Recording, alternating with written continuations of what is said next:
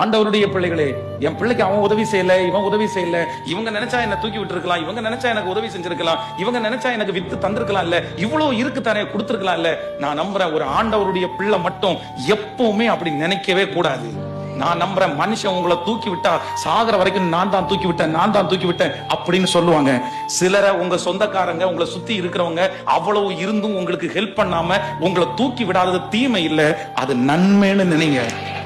ஏன் அப்படின்னா, கர்த்தர் மட்டும்தான் உங்களை தூக்கி விடணும்னு நினைக்கிறாரு. ஆண்டவர் உங்களை தூக்கி விடணும்னு நினைக்கிறாரு. ஆண்டவர் உங்களை தூக்கி விட்டுட்டாருன்னு வச்சுங்களேன், ஆண்டவர் எங்கேயும் சொல்ல மாட்டாரு, நீங்க மட்டும்தான் சொல்லுவீங்க, கர்த்தர் கர்த்தர் என்ன தூக்கி விட்டாரு.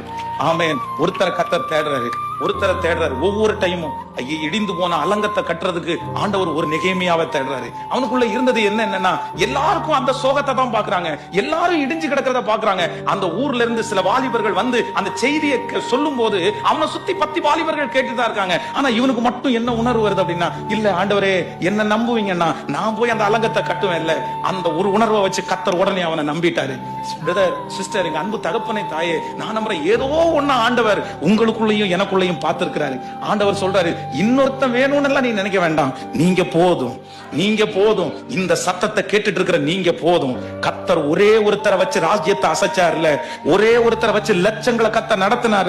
ஒரு மோசையை வச்சு 20 லட்சம் பேரை கர்த்தர் நடத்த முடியுமானால், ஒரு சின்ன பையனை வச்சு அவன் கையில இருக்கிற 5 அப்பத்தையும் 2 மீனையும் கொண்டு 15,000 பேருக்கு கர்த்தர் போஷிக்க முடியுமானால், இன்றைக்கு இந்த ஜெபத்துல வந்திருக்கிற உங்க ஒருத்தரை கொண்டு கர்த்தர் எவ்வளவு பெரிய காரியத்தை வேண்டும் என்றாலும் செய்வதற்கு கர்த்தர் வல்லவராயிருக்கிறார்.